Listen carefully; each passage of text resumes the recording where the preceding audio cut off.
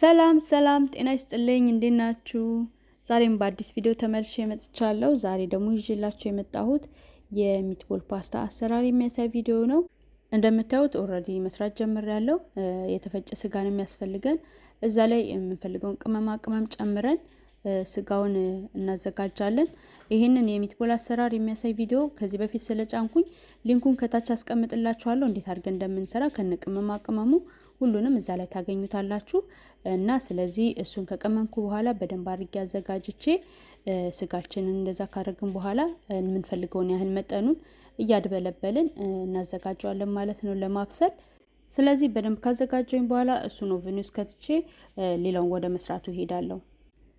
ሙሉ አሰራሩን እዚህ ላይ ያላረኩት ቪዲዮ ይረዝማል። ከዚህ በፊት ስለሰራሁት እዛ ላይ ታገኙታላችሁ። ለዛ ነው ሁሉንም ነገር ከታች አስቀምጥላችኋለሁ እና ሊንኩን ተጭናችሁ ማየት ትችላላችሁ፣ ወይም ቪዲዮ ላይ ብትሄዱ ታገኙታላችሁ። እሺ በመጀመሪያው ለመኮሮኒ ውሃ ጥዳለሁ፣ ወይም ደግሞ ፓስታ የምንሰራ ከሆነ ለፓስታ ትንሽ ጨው አረግበታለሁ። እሺ ፓስታው እስከሚደርስ ድረስ ስጓችንን እናዘጋጃለን።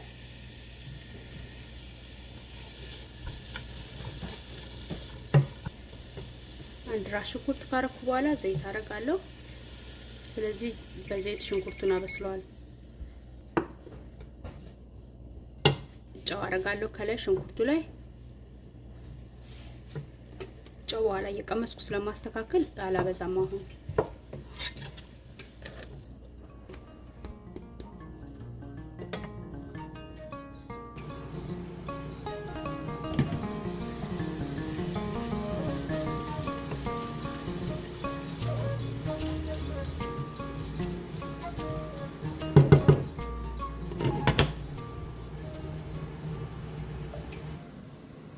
እሺ አሁን ውሃው ፈልቷል። ስለዚህ መኮረኒን አረጋለሁ። እኔ የተጠቀምኩት መኮረኒ ነው። እናንተ ከፈለጋችሁ ፓስታ መጠቀም ይቻላል። ልጆች መኮረኒ ስለፈለጉ ነው ዛሬ።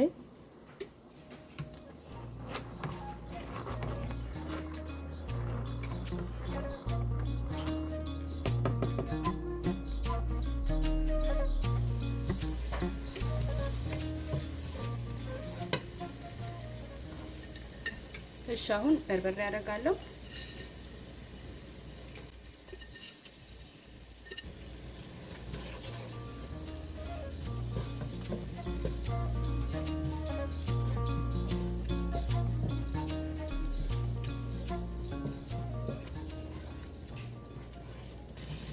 እሺ በመቀጠል የቲማቲም ድልህ አደርግበታለሁ።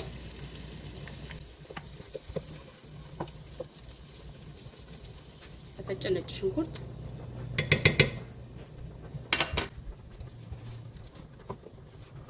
ሌላው ደግሞ ኮረሪማ፣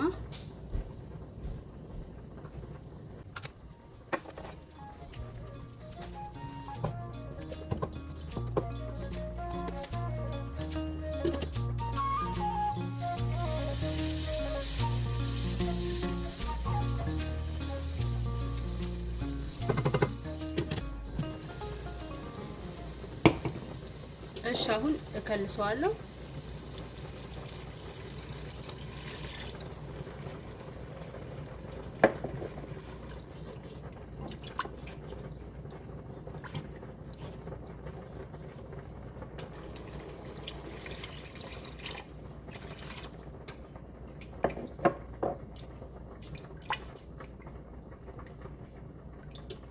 እንዳያችሁት ውሃ በዛ አድርጌ ነው የከለስኩት። ስለዚህ ውሃው በደንብ እስከሚንተከተክ እጠብቃለሁ ሌላውን ነገር ከማድረጌ በፊት። መኮሮኒውም አሁን ደርሷል። ስለዚህ ይበቃዋል፣ አወጣዋለሁ መኮሮኒው። እንደምታዩት ቆንጆ ሆኖ ነው የበሰለው። ከፈለጋችሁ አሁን ይሄንንም ፍሪጅ በረዶ ቤት ከታችሁ አድርቃችሁ ሌላ ጊዜ ለመጠቀም ከፈለግን ማስቀመጥ እንችላለን።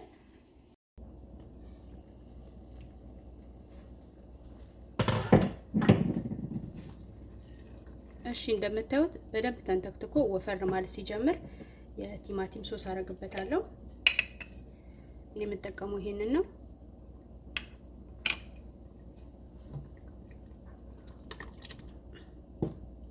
በዛ አድርጌ ነው የማደርገው፣ ምክንያቱም በጣም ወፈር ማለት አለበት። ስለዚህ ይሄንን ደግሞ አብሬ አንተከትኳለሁ ትንሽ ደቂቃ።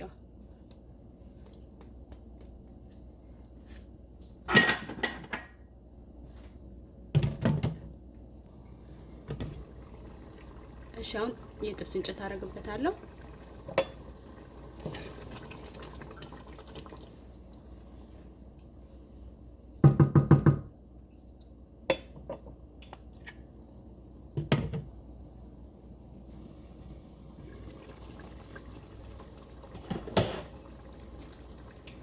እሺ አሁን ሚትቦሉን እንጨምራለሁ ማለት ነው።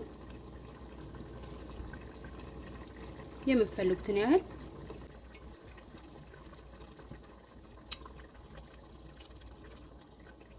ልክ እንደዚህ ካረኩ በኋላ ክድና አድርጌ ቀስ እያልኩ እያማሰልኩኝ አበስለዋለሁ። ስለበሰለ ብዙ ማበሰል አይጠበቅብንም፣ ግን ቅመማ ቅመሙ ዘይቱ ምናምን እንዲገባ አብረን እናበስለዋለን።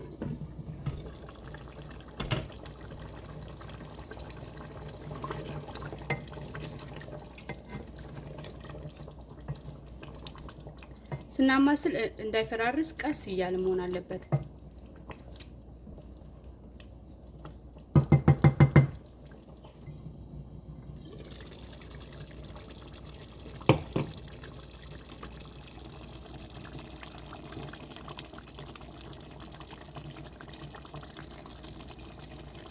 እሺ አሁን ይበቃዋል። በጣም ቆንጆ ሆኖ ነው የወፈረው። እንደምታዩት ቆንጆ ሆኖ ነው የወፈረው። ስለዚህ ይበቃዋል።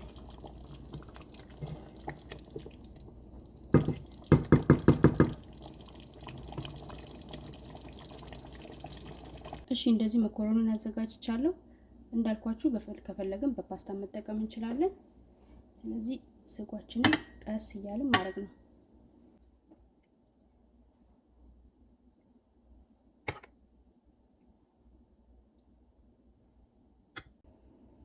እንደምታዩት በዚህ መልኩ አቅርቤያለሁ። በጣም ቆንጆ ነው። በጣም ነው የሚጣፍጠው። እናንተ ደግሞ ሞክሩትና አስተያየታችሁን ላኩልኝ። እንግዲህ የዛሬው ቪዲዮ ይሄን ይመስላል። ሌላ ጊዜ በሌላ ቪዲዮ ተመልሼ እመጣለሁ። እስከዛው ሰላም ቆዩኝ። ቴንክ ፎር ዋቺንግ ባይ